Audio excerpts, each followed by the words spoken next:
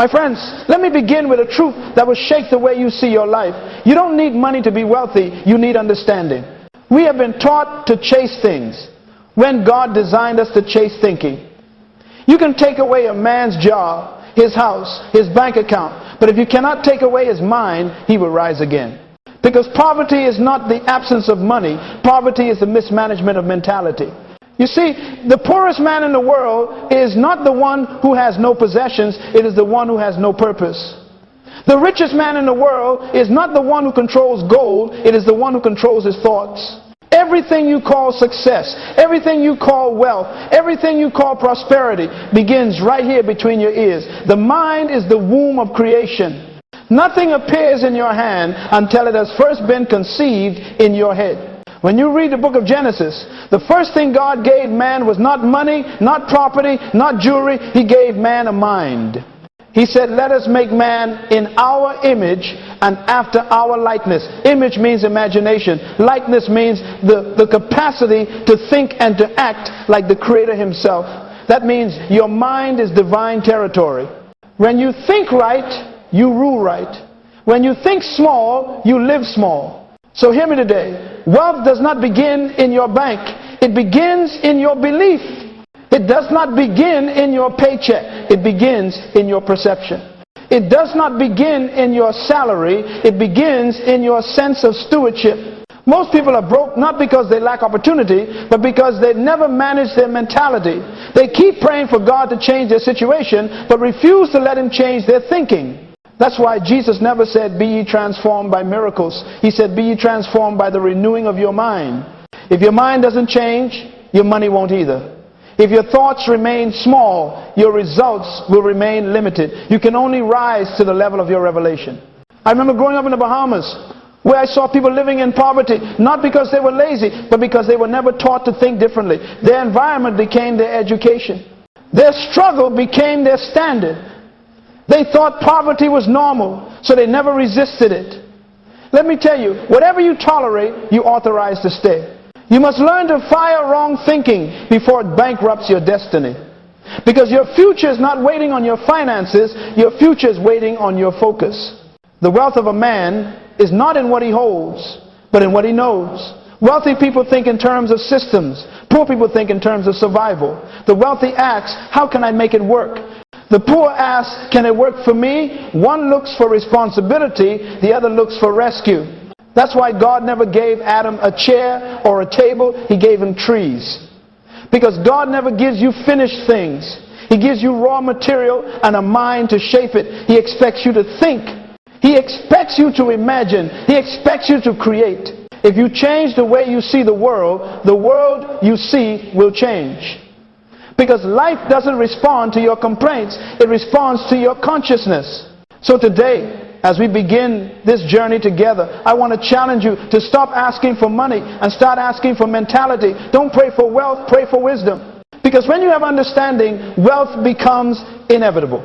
That's why I say again, you don't need money to be wealthy. You need understanding. You can lose everything and rebuild it again if your mind is intact. But if your mind is broken, no miracle can make you last. Before we talk about investments, before we talk about business, before we talk about strategy, we must fix the foundation. Because wealth that begins with money will end with money. But wealth that begins with mindset will outlive you. Today, we are going to learn the 7 money mindset laws that Dr. Myles Munroe lived by, the same laws that the world's most powerful people practice without even realizing their divine origin. These are not financial tricks. These are not get-rich schemes. These are principles, eternal, unchanging, dependable laws of the kingdom. If you can grasp these laws, apply them, and manage them, you will never be broke another day in your life. Not because your wallet is full, but because your wisdom is working. Now, let us begin with law number 1, the law of stewardship. You don't own it, you manage it. Let me say something that may challenge everything you've been taught about success. You own nothing. Everything you think is yours, your house, your car, your business, your career, even your very breath is simply on loan. You are not an owner, you are a steward. Now, that word stewardship is not popular anymore because it demands accountability. But accountability is the foundation of authority. Until you understand that you are a manager, not a master, you will keep living like a beggar in a kingdom of abundance. When God placed Adam in the garden, He didn't give him ownership papers. He gave him responsibility. He said, work it and keep it. In other words, manage what I've given you. You see, the moment you start to think you own something, you stop protecting it. But when you know you're a manager, you handle it with care because you must one day give an account. Let me show you how this principle works in life. There are people praying for more income, more influence, more opportunity, but heaven is silent because God is not impressed by prayer alone. God does not respond to emotion. He responds to management. To whom much is given, much is required. If you mismanage what's in your hand, God will not give you what's in His. Think about it. The man who wastes time will not be trusted with territory. The one who mismanages relationships will not be trusted with resources. The one who mismanages a job will not be trusted with a business. God measures your future by how you manage your present. I've met people who say, Dr. Munroe, if I had more money, I'd be generous. And I tell them, no, you wouldn't. Because money doesn't change your character, it amplifies it. If you mismanage $1, you will mismanage 1,000. The problem is not the amount, it's the mindset. Let me give you a secret. God tests you in small assignments before He promotes you to big responsibilities. Before He gives you nations, He gives you a neighborhood. Before He gives you wealth, He gives you work. Before He gives you millions, He gives you minutes. And He watches how you manage each one. If you are faithful with the little, He says, I will make you ruler over much. That's not a motivational slogan. That's a management principle of the kingdom. Heaven is a government, not a religion. And in that government, increase is not given by favoritism, but by faithfulness. You see, the poor often pray for miracles, but the wealthy understand stewardship. The poor want divine intervention. The wise want divine instruction. Because miracles may rescue you once, but management will sustain you for life. Let me give you an example. Suppose you give a man $100. He spends it all on pleasure and then prays for another miracle. God may answer once out of mercy, but He will not build a system on your mismanagement. Heaven is not a charity, it's a kingdom. And kingdoms operate by laws, not luck. So I want to ask you today, what are you managing right now? How are you managing your time, your thoughts, your relationships, your money, your gifts, your opportunities? Are you multiplying them or misusing them? Because here's the truth. Whatever you fail to manage, you will eventually lose. Adam mismanaged the garden, he lost it. Samson mismanaged his strength, he lost it. Saul mismanaged his position, he lost it. The principle has never changed. God will never maintain what you mismanage. When I was a young man starting out in ministry, I didn't have much. But I decided to treat the little I had like it belonged to God, because it did. I cleaned every chair. I kept every note. I showed up early. I studied hard. And one day God said, now I can trust you with more, because He never promotes potential, He promotes proof. So if you're asking for increase, show Him your management report. If you want more clients, manage the ones you have. If you want more influence, manage your integrity.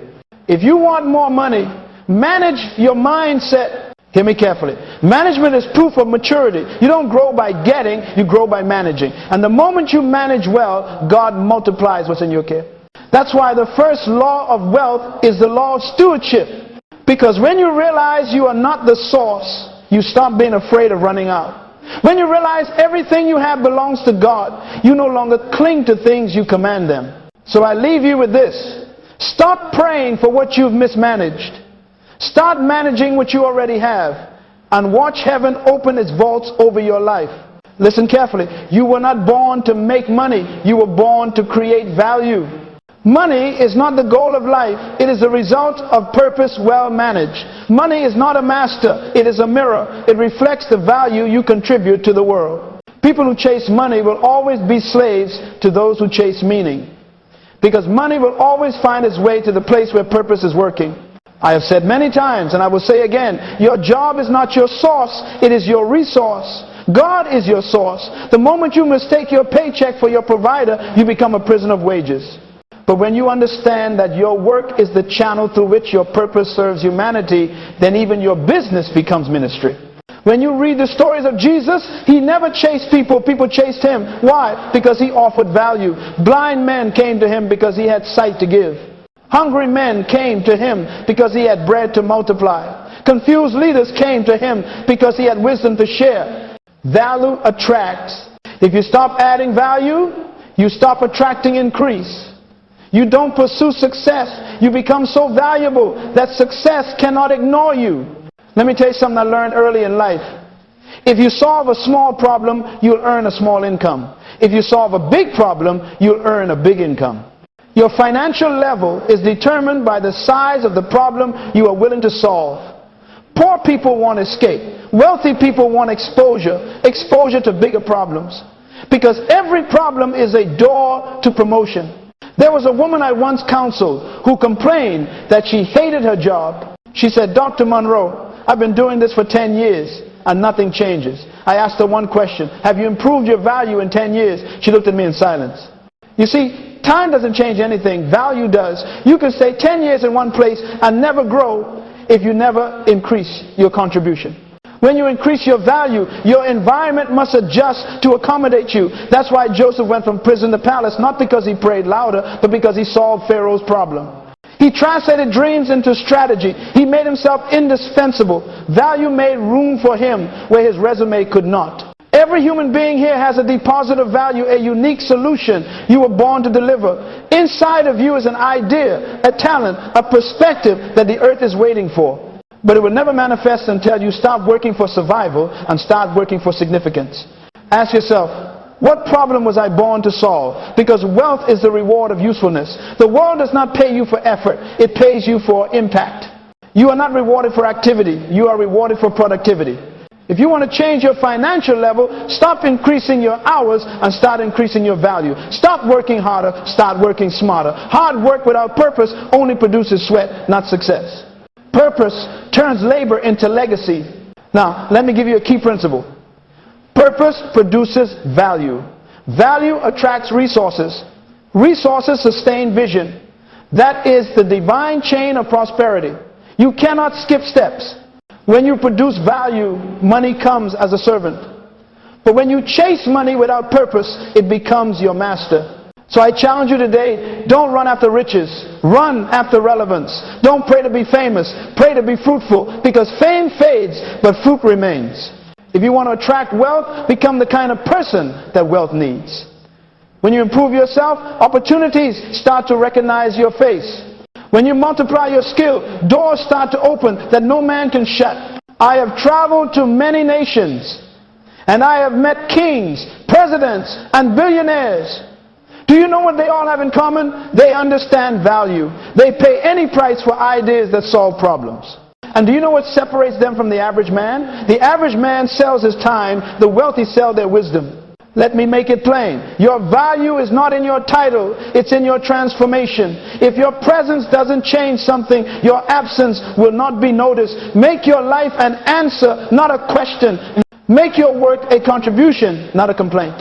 The law of value creation is simple but powerful. When you find your purpose, perfect your gift, and serve it to the world, prosperity will come looking for you.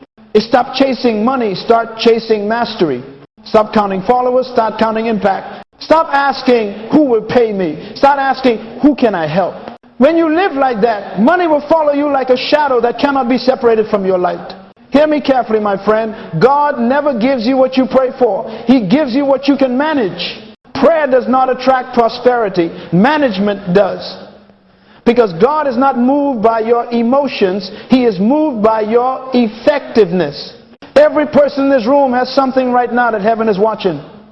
And the question God is asking is not what do you want next, but what have you done with what you already have. You see, increase is not a miracle. Increase is a law. It is the inevitable outcome of management. When you handle what you have with excellence, multiplication becomes automatic. Let me take you to the parable of the talents. The master gave one servant 5, another 2, and another 1. He didn't tell them what to do with it. He simply watched. The man with 5 doubled it. The one with 2 doubled it. The one with 1 buried it. When the master returned, he didn't praise prayer. He didn't reward potential. He celebrated productivity. Listen to what he said. Well done, good and faithful servant. You have been faithful over little. I will make you ruler over much. That's the law of multiplication in operation. God only gives more to the one who manages well. Now look at what happened to the man who buried his talent. He lost even the little he had. Why? Because whatever you refuse to multiply, you eventually lose. If you don't grow it, you forfeit it. If you don't use it, you lose it. I have seen many people pray for God to enlarge their territory when they haven't even organized their tent. They want more income but can't manage an allowance. They want to lead hundreds but can't serve one faithfully. God says, show me multiplication at your level before I promote you to another. Increase always begins at your current capacity. If you are waiting for big opportunities to be faithful, you will die waiting. Big doors only open to those who honor small keys. Let me make this practical. If you want your income to increase, start multiplying your skill. If you want your influence to increase, start multiplying your service. If you want your organization to grow, start multiplying your systems. Multiplication is not a mystery, it is mastery. Everything in the kingdom multiplies by design. God commanded it from the beginning. Be fruitful and multiply. That's not just about having children, it's about producing results. It means whatever I give you, don't keep it the same. Expand it, refine it, increase it, improve it, reproduce it. I remember once talking to a young entrepreneur who told me, Dr. Munroe, business is slow. I'm waiting for the economy to change. I told him, son, the economy doesn't make you. You make the economy. You cannot wait for the environment to multiply your vision. You must multiply in the midst of it. Productivity is not seasonal, it's spiritual. The wealthy understand this law instinctively. They look at what's in their hand and ask, how can I multiply it? Poor thinking says, I only have one. Wealthy thinking says, I can turn this one into many. The same sun that hardens clay melts ice, the difference is composition. The same crisis that crushes one man promotes another, the difference is mindset. A strong mind turns adversity into opportunity. A weak mind turns opportunity into excuses. You are not waiting on heaven. Heaven is waiting on your multiplication report. God will never invest in a poor manager. He multiplies only what is already multiplying. That's why the man with 5 received the 1 from the unfaithful servant. Because productivity attracts promotion. Hear me, the reward of faithfulness is not congratulations, it's responsibility. When you manage one thing well, God doesn't say rest, He says rule. When you multiply in one area, He gives you dominion in another. That's why some people keep rising. They are faithful in every season. The reason some never grow is because they despise the little. They are waiting for one day, but multiplication begins today. Take your skill and develop it. Take your time and schedule it. Take your money and budget it. Take your idea and plan it. That's how increase begins. Remember this, multiplication is not God's job, it's your responsibility. He provides seed, you produce strategy. He provides opportunity, you provide order. He provides gifts, you provide growth. If you do not manage what's small, you disqualify yourself from what's great. If you are faithful with the little, He will make you ruler over much. That's not poetry, that's policy. It's how the kingdom operates. So stop asking for more. Start multiplying what you already have. Take inventory of your life and ask, what have I buried? Because the talent buried in fear is the potential buried in poverty. Dig it up, invest it, work it, and watch it multiply. Let me close this law with a truth that can change your entire destiny. God doesn't bless what you wish for, He blesses what you work for. Faith without management is fantasy. But when faith meets responsibility, miracles become measurable. My friend, if you understand this next law, it will change how you live every single day. The poorest man is not the one without money, it is the one who wastes the most time. Money lost can be regained. Opportunities missed can sometimes return. But time is life in disguise. When you waste time, you are not wasting minutes, you are wasting life itself. You are living your life in the currency of time. Every day you are spending pieces of yourself you will never get back. That's why the wise do not say, I don't have time. They say, I have not prioritized it, because time is never lacking, only focus is. God gives everyone the same capital, 24 hours a day. The difference between rich and poor, successful and unsuccessful, fulfilled and frustrated, is not opportunity, it's how they invest those 24 hours. Let me tell you something important. Time is the seed of wealth. If you manage it right, it multiplies into resources. If you waste it, it decays into regret. The Bible says, redeem the time because the days are evil. Why? Because evil doesn't always appear as sin. Sometimes evil appears as distraction. The devil doesn't have to destroy you if he can just delay you. So, how do you manage your time capital? The wealthy don't spend time, they allocate it. They see time as an investment, not an interval. They treat hours like money in a bank account. Every decision is a withdrawal or a deposit. Let me give you a principle that changed my life. Until you learn to manage time, you will mismanage purpose. Purpose requires schedule. Vision requires discipline. Dreams require deadlines. A dream without time management becomes a daydream. When God wanted to create order, He didn't start with light or water. He started with time. The first gift He gave creation was the cycle of day and night to establish rhythm. Because time brings structure, and structure brings stewardship. Let me say it again. You don't need more time. You need more order. I meet people everywhere who tell me, Dr. Munroe, I'm so busy. And I tell them, busyness is not productivity. You can be active and still be unproductive. The ant is small but efficient because every movement serves the colony's purpose. Efficiency is not about doing many things. It's about doing the right things at the right time for the right reasons. Now, listen closely. You can never manage life. You can only manage the time life gives you. When you waste time, you delay destiny. When you delay destiny, you deny generations waiting for your contribution. Some people are not just late to appointments, they are late to life. The rich understand this law deeply. They do not trade hours for dollars forever. They invest hours into systems that multiply even when they sleep. They delegate, they automate, they prioritize. Why? Because time is too expensive to be spent on things that don't multiply. The poor trade time for survival. The rich trade time for strategy. The wealthy trade time for legacy. Which one are you? Let me give you something practical. You can track a person's destiny by looking at their calendar. Because your calendar reveals your values. Show me what fills your day, and I'll show you where your life is going. If your schedule is full of entertainment but empty of education, full of activity but empty of purpose, then your future is being consumed by your present pleasure. Write this down in your heart. Time is God's equalizer. The only thing God gives every human equally is time. The question is not how much you have. The question is how well you convert it. The wise convert time into treasure. The foolish convert time into talk. When you understand this, procrastination becomes an enemy, not a habit. Because procrastination is the arrogant assumption that God owes you another opportunity to do tomorrow what He gave you grace to do today. So I ask you right now, what are you doing with your time? Are you multiplying it through discipline?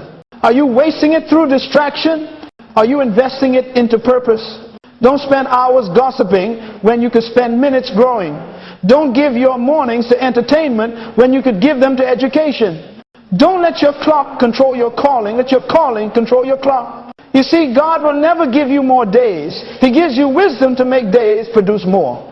The Bible doesn't say, teach us to have more time. It says, teach us to number our days that we may apply our hearts to wisdom. Let me tell you something that may sting a little but will save your life. If you don't plan your time, someone else will. If you don't set your priorities, someone else will set them for you, and they'll always set them smaller than your purpose.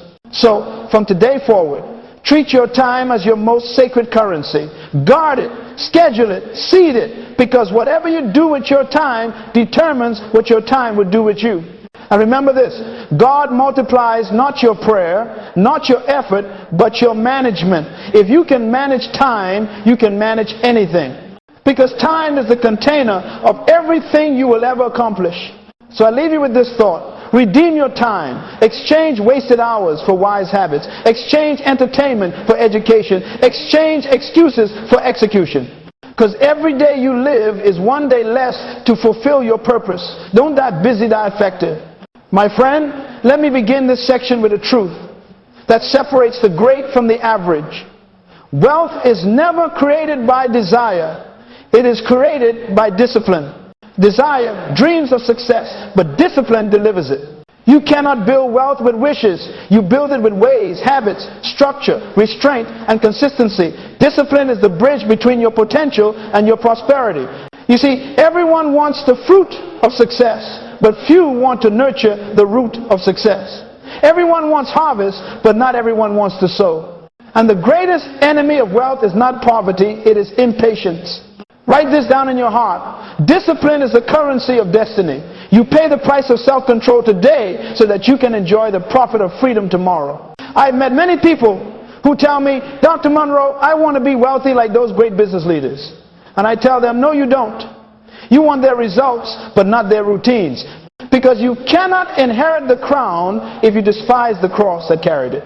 Discipline is doing what is right even when you don't feel like it. It is saying no to your impulses so you can say yes to your purpose.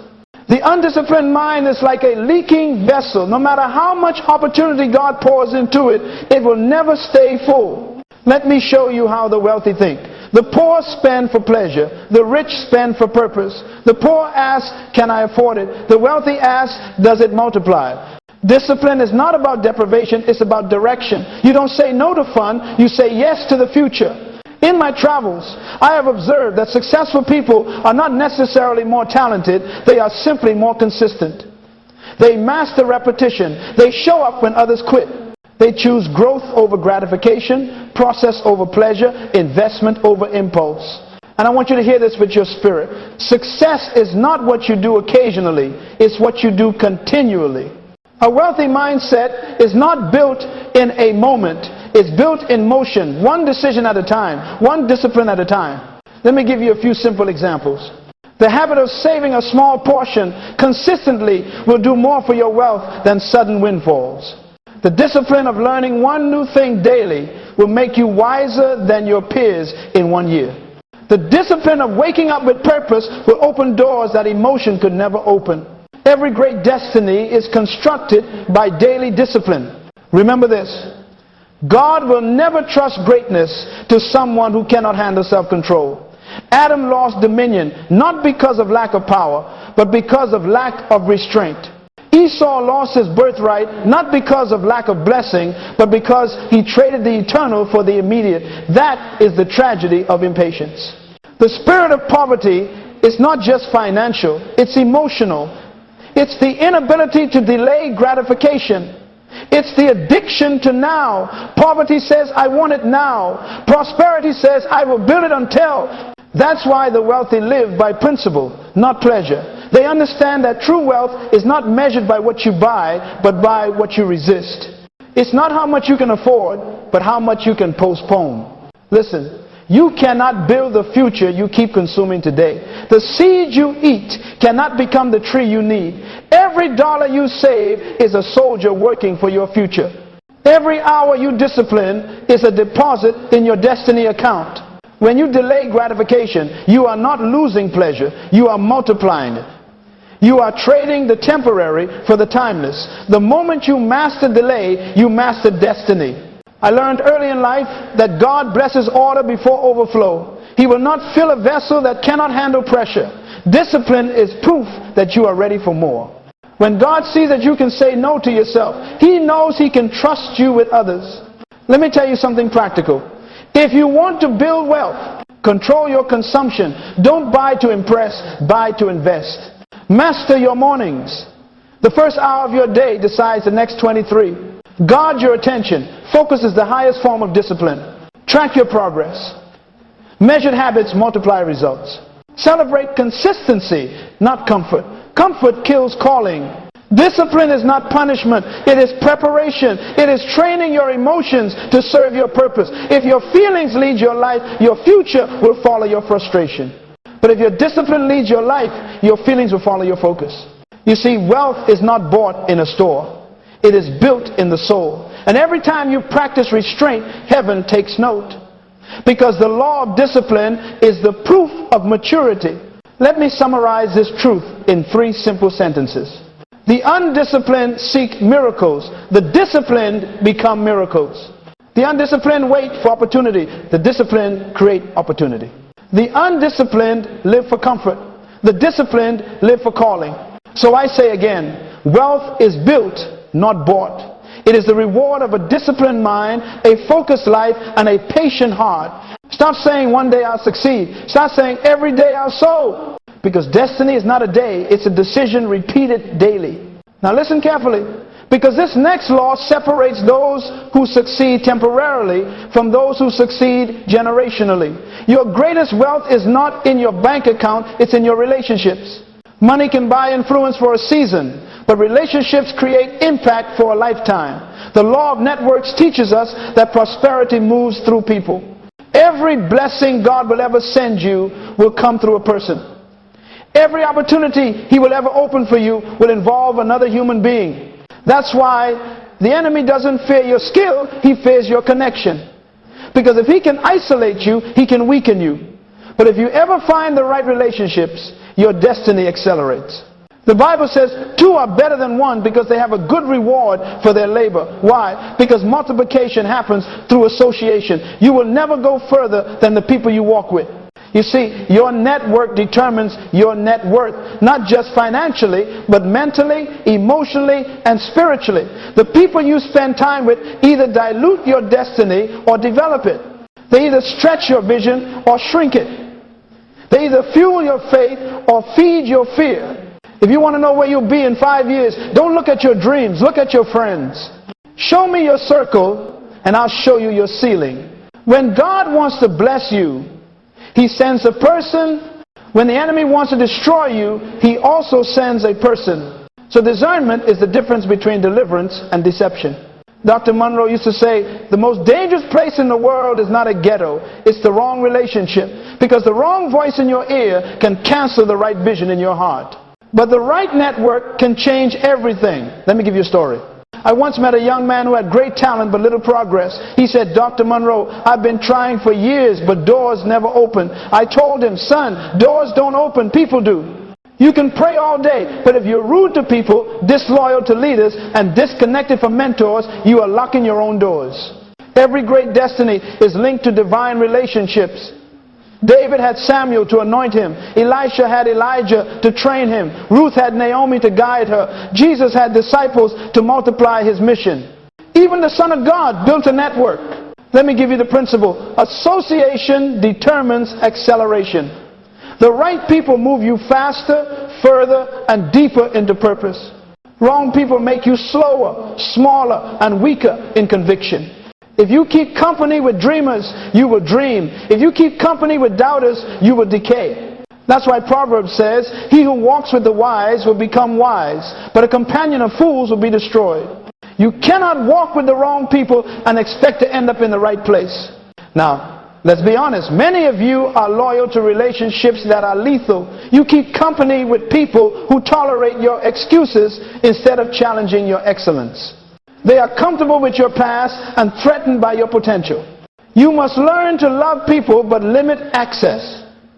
Because access is the currency of influence. The wealthy understand this. They curate their connections carefully. They spend time where they are celebrated, not just where they are needed. They invest in mentorship, collaboration, and partnership because they know that relationships are divine channels for resources. Hear me. Who you honor decides who you attract. If you dishonor wisdom, you repel mentors. If you dishonor excellence, you repel opportunities. If you dishonor integrity, you repel trust. Honor is the seed of access. When you honor someone, you open a gate to grace. When you dishonor, you close it. That's why many talented people remain trapped, not because they lack potential, but because they refuse to honor those who can unlock it. So evaluate your circle. Ask yourself, who in my life challenges me to think higher? Who provokes me to act nobler? Who stretches my faith instead of shrinking it? And when you find such people, treasure them, serve them, and grow with them. Relationships are divine economies. You invest trust, you withdraw wisdom. You invest service, you withdraw favor. You invest loyalty, you withdraw legacy. That's why Jesus said, give, and it shall be given unto you. It wasn't just about money, it was about relational reciprocity. And here is the secret for you to understand. You are someone's divine connection. Somewhere, someone's prayer has your name attached to it. So when you live with integrity and generosity, you become a blessing conduit, a human channel for God's wealth to flow through. Let me close this law with a truth that will stay with you. Your gifts may open doors, but your character keeps them open. Your skill may start a relationship, but your integrity sustains it. Your vision may attract people, but your humility multiplies them. The law of networks is simple. You cannot fulfill your purpose alone. God designed destiny to be interdependent. You were never meant to prosper in isolation. Every elevation requires collaboration. So surround yourself with visionaries, not victims. With builders, not blamers. With thinkers, not talkers. Because who walks beside you determines where you arrive. And remember this, relationships are the only wealth that can follow you into eternity. My friend, listen carefully. True success is not what you leave to people, it's what you leave in them. Legacy is not inheritance, it is impact that continues after your departure. You see, most people spend their lives trying to make a living, but the wise spend their lives building a legacy. The question is not how much did you earn, but what will endure when you are gone. Every one of us will die one day. You cannot control the length of your life, but you can control its legacy. What will echo when your voice is silent? What will stand when your body returns to dust? That is what matters. When God spoke to Abraham, He didn't just promise blessing.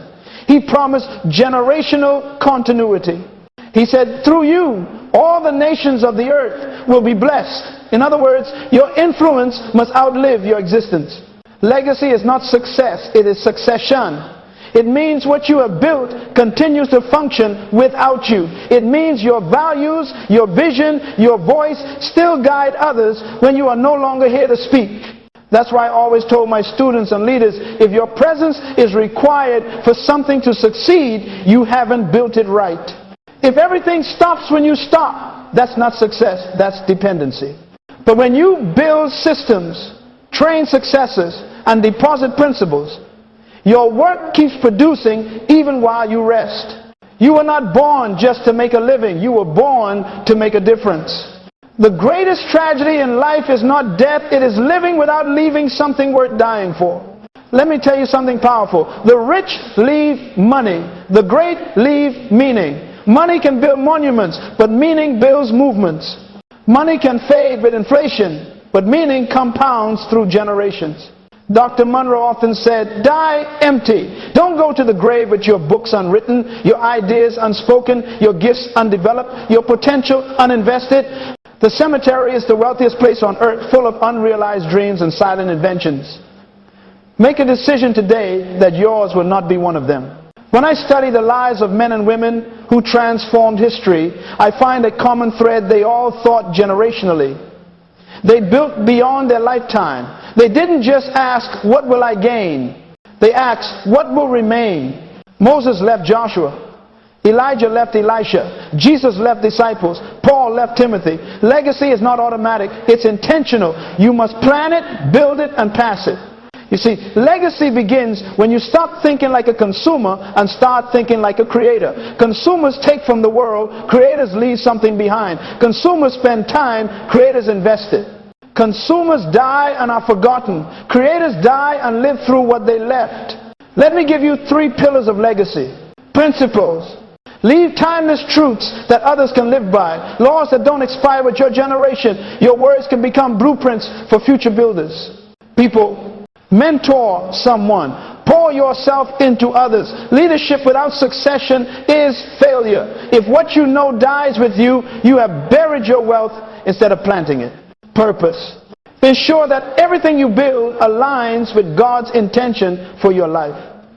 Purpose is the only foundation strong enough to carry legacy. When you live with purpose, you build things that serve beyond you. You will design businesses that empower communities. You will raise children who walk in wisdom. You will start movements that shape nations. Because legacy is not memory, it is multiplication. Let me tell you this truth plainly. Wealth without legacy is vanity. If all you leave behind is property, you have failed your generation. But if you leave behind principles, systems, institutions, and people who carry your vision forward, then you have truly succeeded. That is why God measures greatness not by duration, but by duplication. You are not great because you lived long. You are great because your life keeps living through others.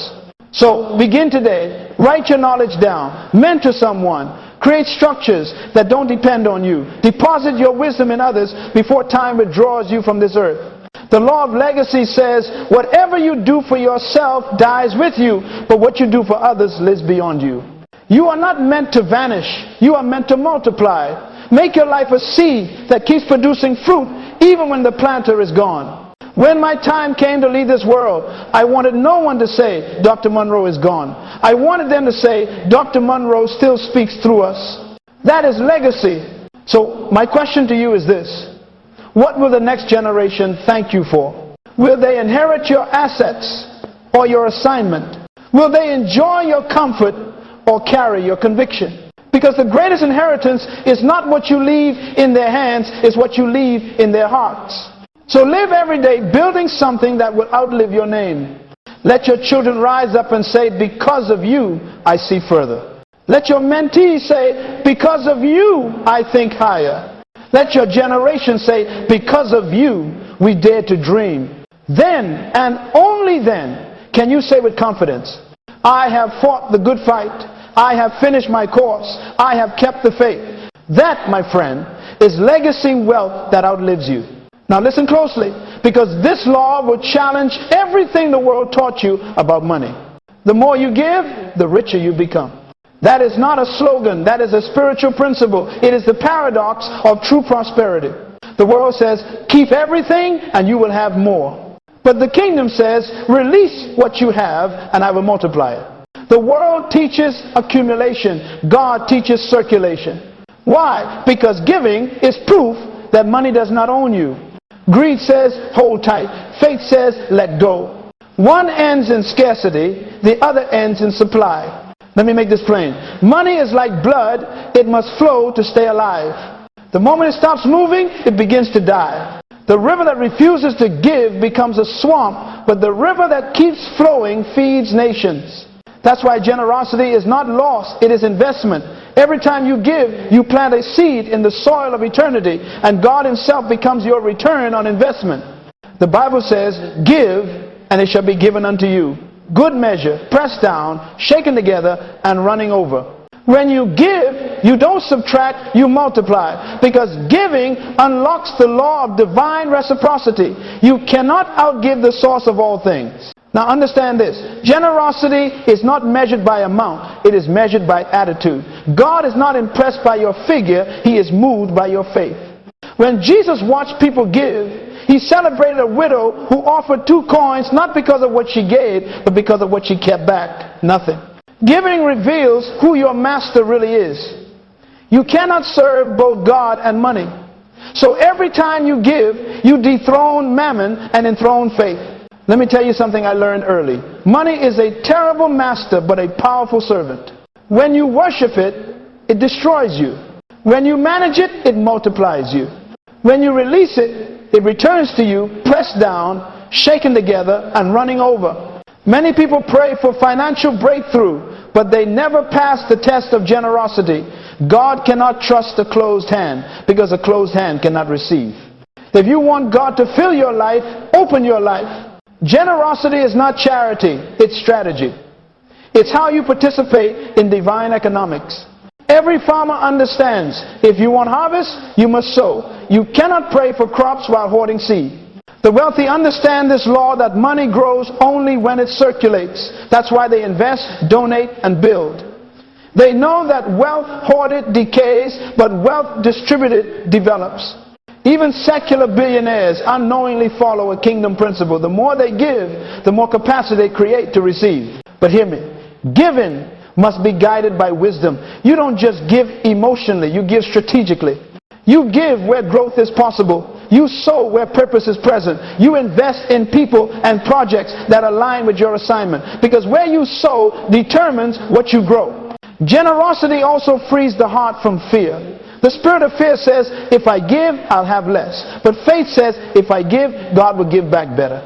Giving is an act of trust, a declaration that you believe the source is greater than the supply. When you understand this, you no longer ask, how much can I keep, but how much can I contribute? You stop thinking like a consumer and start thinking like a channel. Because the purpose of wealth is not luxury, it is leverage. You are blessed to be a blessing. You are resourced to become a resource. You are enriched so you can empower. If what you have doesn't bless others, it will soon burden you. I remember once teaching this principle to a group of young leaders. One of them asked me, Dr. Munroe, what if I give and don't receive back? I said, son, if you gave to get, you never gave, you traded. Giving is not a transaction, it's a transformation. You give not because you expect return from man, but because you trust the return from God. Generosity is also the test of maturity. When you grow in wealth but shrink in compassion, you are poor again. Because real prosperity is measured not by how much you gather, but by how much you release. That's why the Bible says it is more blessed to give than to receive. Because giving puts you in the position of the Creator. God so loved the world that He gave. When you give, you act like your Father.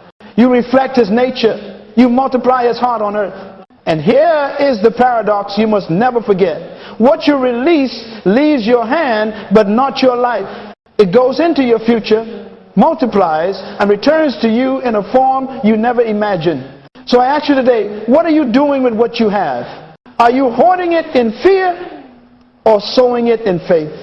Are you trying to keep what God called you to release? Because what you refuse to let go cannot grow. Open your hand, open your heart, and open your life. Make generosity your lifestyle, not your event. Give of your time, your wisdom, your service, your resources. Because the more you give, the richer you truly become. And remember, you will never go broke by giving, only by keeping what should have been planted. That is the law of divine wealth. Generosity is the gateway to multiplication. My friend, you have now heard the laws that govern true wealth, not worldly riches that fade, but kingdom wealth that endures. And I want to leave you with this one powerful truth. The purpose of wealth is not indulgence, it is influence. You were never created to chase money. You were created to master it. You were never designed to serve possessions. You were designed to steward purpose. The tragedy of our generation is not poverty, it is misplaced purpose. Too many people are rich in things but poor in meaning. They have money but no mission, income but no insight, possessions but no purpose. And when you don't know the purpose of a thing, you will always abuse it. Money is a tool of the kingdom. It is not the goal, it is the vehicle. God gives you resources not to make you comfortable, but to make you capable. He blesses you so that you can build. He prospers you so that you can participate in His purposes on earth. You must become a kingdom economist, someone who understands that resources are spiritual responsibilities. Every dollar is a decision. Every opportunity is an assignment. Every increase is a test. The question is not, what do I have, but what will I do with what I have? If you truly believe that God is your source, then you must manage His supply with wisdom. Stop living like a consumer and start living like a conduit. Stop measuring success by what you keep and start measuring it by what you contribute. Remember the pattern of these 10 laws we have walked through. Stewardship taught you that everything you have belongs to God. Value creation taught you that money chases purpose, not people. Multiplication showed you that increase is the reward of management. Time capital reminded you that your life is measured by how you invest your hours. Discipline warned you that wealth is built, not bought. Networks reveal that relationships are the real currency of destiny. Legacy showed you that wealth must outlive you. Generosity unveiled that giving is the seed of multiplication. Now all these laws lead to one conclusion. You were born to govern resources on God's behalf. You are not a beggar, you are a builder. You are not a slave to circumstance. You are a steward of creation. The kingdom of God needs economists, men and women who understand the divine flow of wealth from God to man through purpose into generations. You are that person. You are that vessel. You are that steward. So I challenge you, take responsibility for the resources in your hand. Take ownership of your thinking. Take dominion over your habits. Stop blaming systems and start building structures. Stop praying for miracles while mismanaging what you already have. Because God does not bless wishes, He blesses wisdom. He does not reward emotion, He rewards management. He does not promote potential, He promotes proof. The time has come for a new generation of kingdom-minded people who can handle abundance without arrogance, who can carry wealth without worshiping it, who can lead industries without losing integrity. You were born for that. You were designed to multiply, not to maintain. You were destined to distribute, not just to display. You were chosen to influence, not just to increase. Let me leave you with this declaration. From this day forward, I take dominion over my mind and my money. I will think like a steward, act like a builder, and live like a legacy. I will use wealth to serve purpose and purpose to sustain wealth. I will not chase riches. I will create value. I will not fear lack. I will manage abundance. I will become a kingdom economist. That is your calling. That is your covenant. That is your destiny. So go forth, build businesses that serve people, lead teams that transform culture, create systems that bless generations, and use your prosperity to extend God's principles on earth. Because when the righteous prosper, the city rejoices. When stewards rise, nations are lifted. When you live by these laws, you don't just make a living, you manifest the kingdom. My prayer for you is simple. May wisdom guide your management. May discipline guide your decisions. May generosity govern your increase. And may legacy follow your name. Now go and be fruitful, multiply, and rule as a true kingdom economist.